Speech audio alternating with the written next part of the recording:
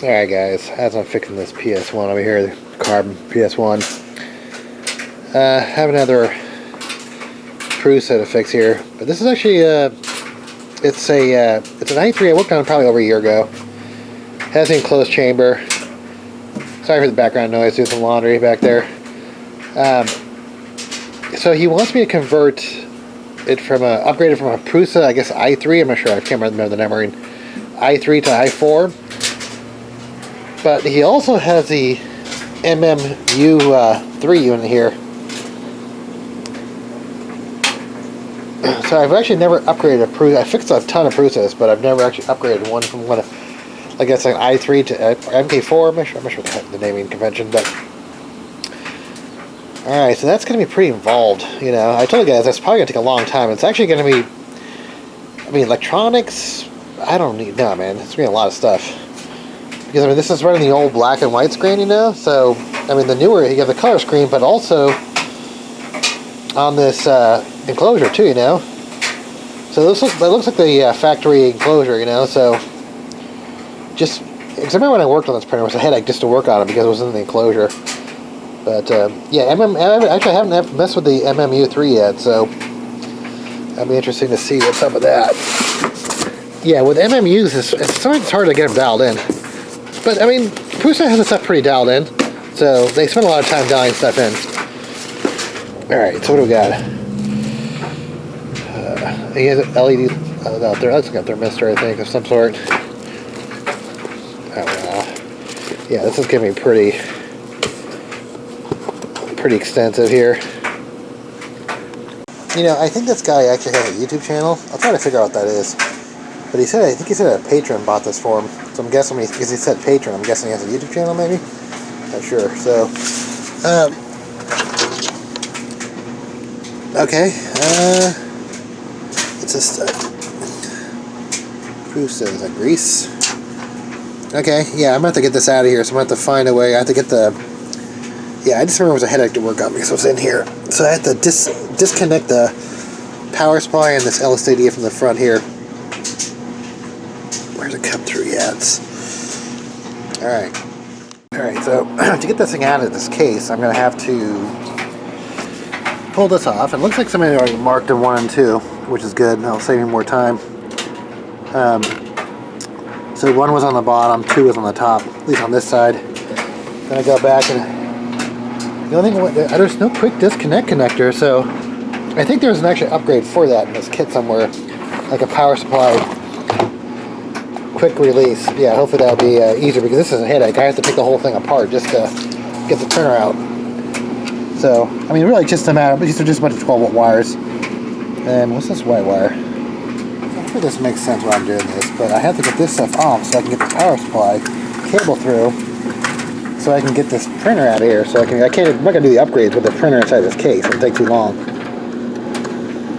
All right, so I might have bit off more I can chew here, just time-wise. Not skill level, but just time-wise, how much I quoted the customer to do this. But I mean, this is actually more of like a hobby for me too as well. It's not even. I mean, this is home user stuff, so it's not really business stuff. So I can't charge the same hourly rate, you know.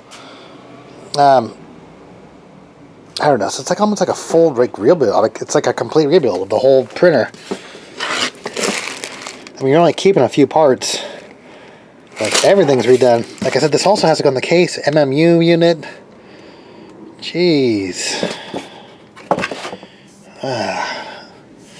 What do I get myself into?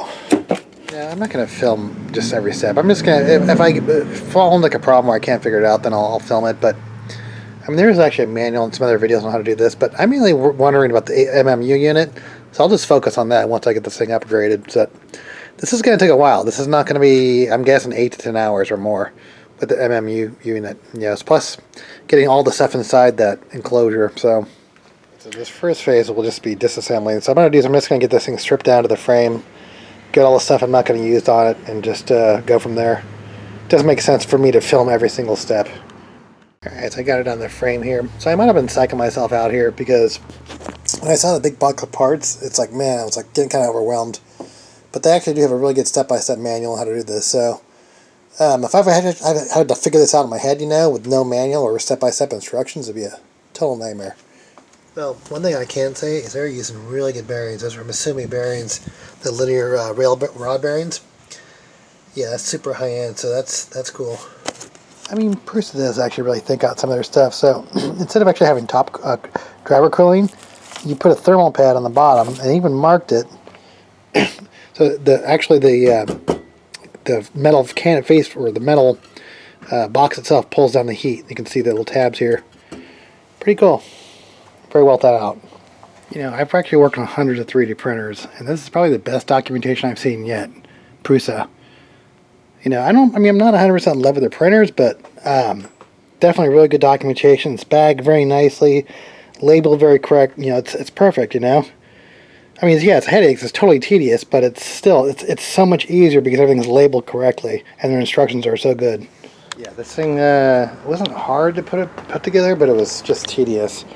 Yeah, it took like 8 hours, maybe 6 to 8 hours. I don't know. It took a long time. Just so many different little screws and parts, and having to go step by step with the instructions. So yeah, if you're going to do this upgrade, I mean, expect at least, I mean, I fix 3D printers, and this took me about 6 to 8 hours. So I guess I'm probably closer to 8. I just wasn't paying attention. So I got all done. So I don't have it all put, because it's going to be going in an enclosure, so I don't have it all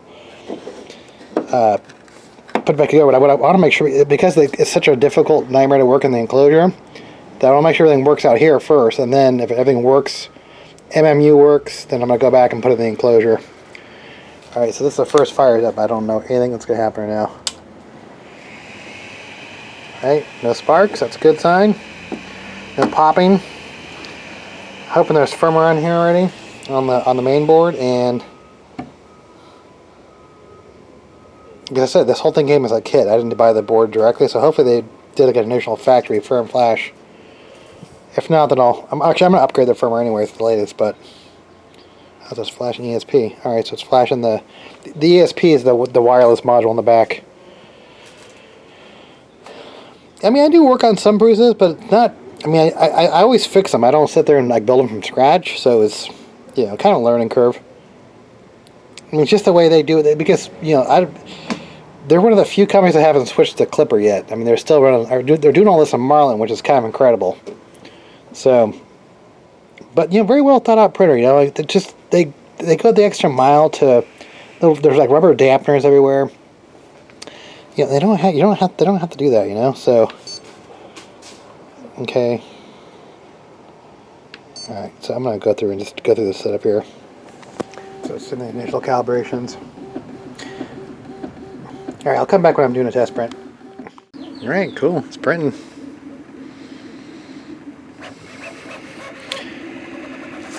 It's kind of amazing what they've actually able to accomplish with one of these bed slingers, you know, the quality, what they can do with these things, but like most companies just actually gave up on bed slingers, you know. The problem is it's just this big heavy weight at the bed, you know. It's hard to get good quality prints or print fast when you got this big bed moving around. Alright, pretty cool. I mean, this actually looks really good for the first print. I mean, they do actually spend a lot of time training these printers.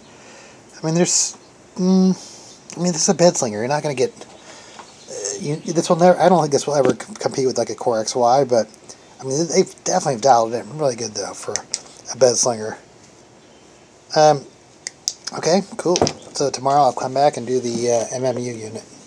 Alright, so I'm still working on the Prusa here, and alright, so the last, yesterday I got it working, I got it printing for the first time. Yeah, the MK4S upgrade. Yeah, these things span over multiple days, so sometimes I don't know where I leave off. Alright, so now I gotta figure out the MMU3 here.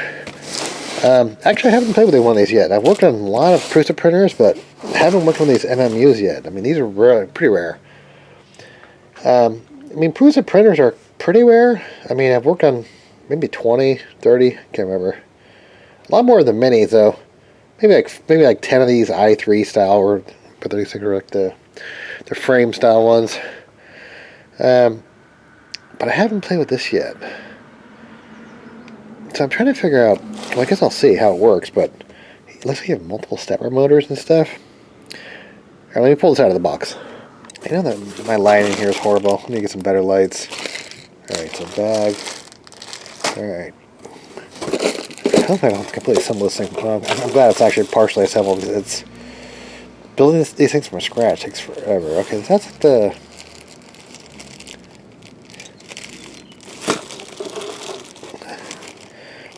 That looks like the thing to insert the gears for the, what's it called, an extruder. So that looks like it's an extruder stuff right there.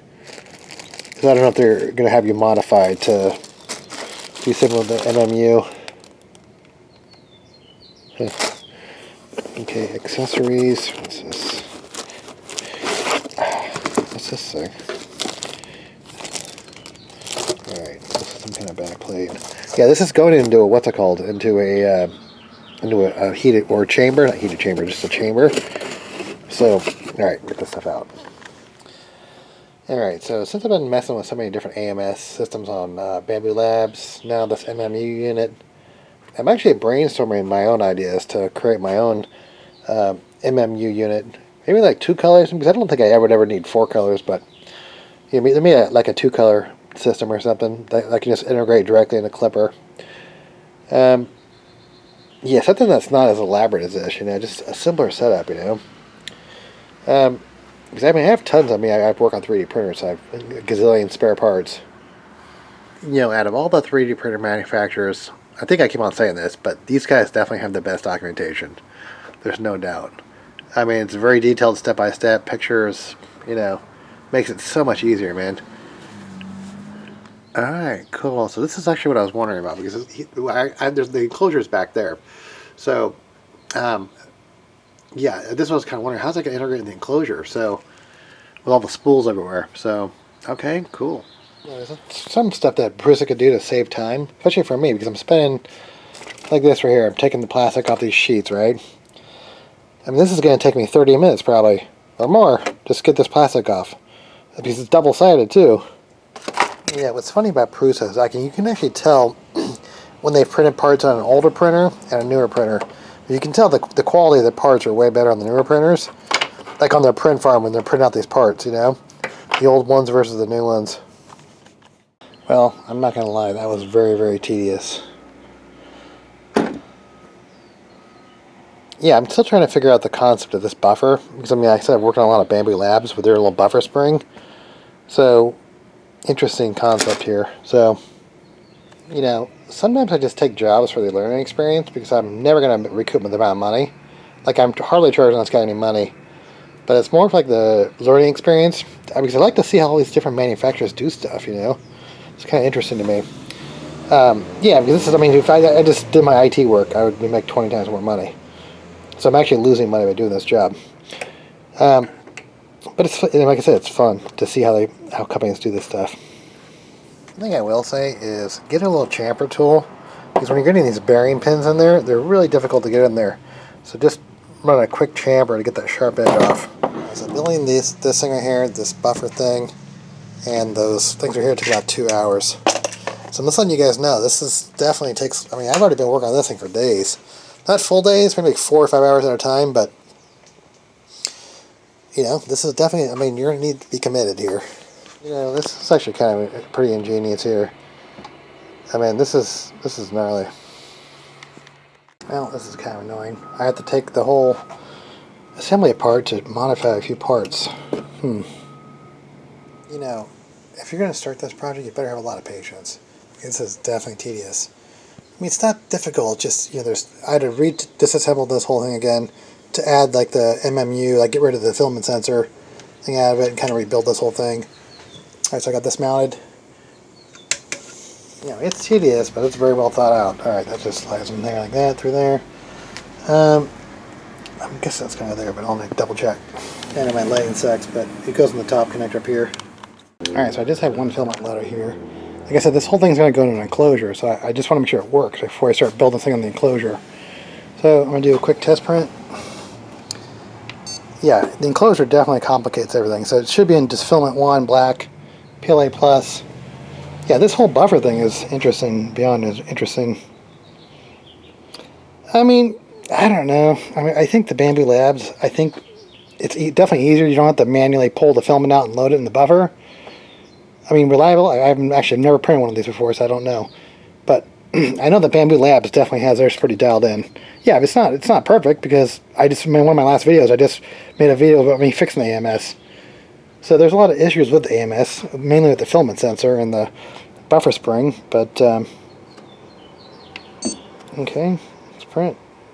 All right, I'm still on the Prusa. So I'm actually going to be putting the converting this into with the opening lid.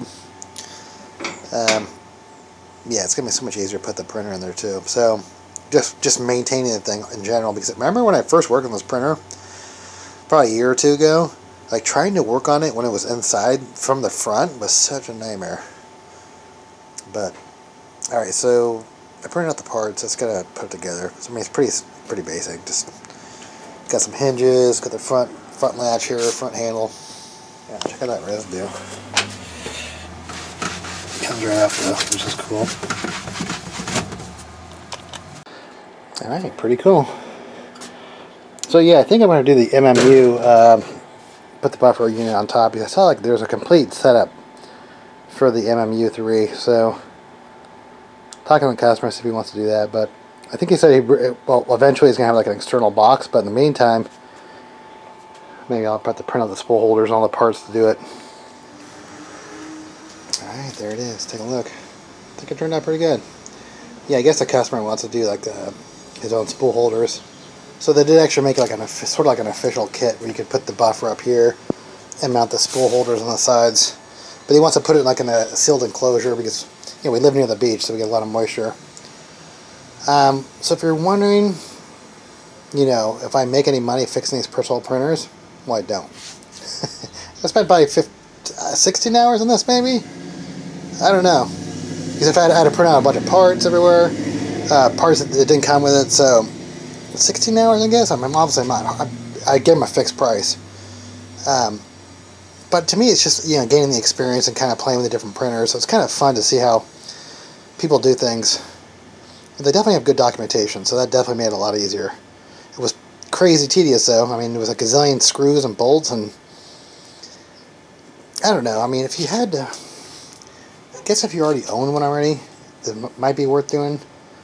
But I mean, Bamboo Labs has it pretty dialed in. You know, I don't like their firmware, but their system is extremely good build quality. The Bamboo Labs, Carbon X1, even the PS1 I just fixed recently. Yeah, basically it's the same printer with just like basically a different screen. Yeah, I don't know. This is cool, I guess. I don't know. Prusa. First time I ever did a Prusa MMU unit, so you know, doing all the firmware updates and figuring out what their procedure is for hooking up USB cables here and there, loading flash drives. Like I said, my background is IT, so I've been doing firmware updates for 30 years. Okay, so alright, so if you're thinking about doing this upgrade, actually I even put the locks on here. Oh yeah, I don't know if I showed you the cover, but pretty cool. You know, I mean, they've actually, it's kind of incredible what they've done with the bed slinger, though. You know, if you know what I'm talking about, a bed slinger, the bed going back and forth. Not like a Core XY printer, like one of those, where just the head moves. But alright, pretty cool, fun project, took a long time, so you better have a lot of patience if you want to try this. Alright guys, cool.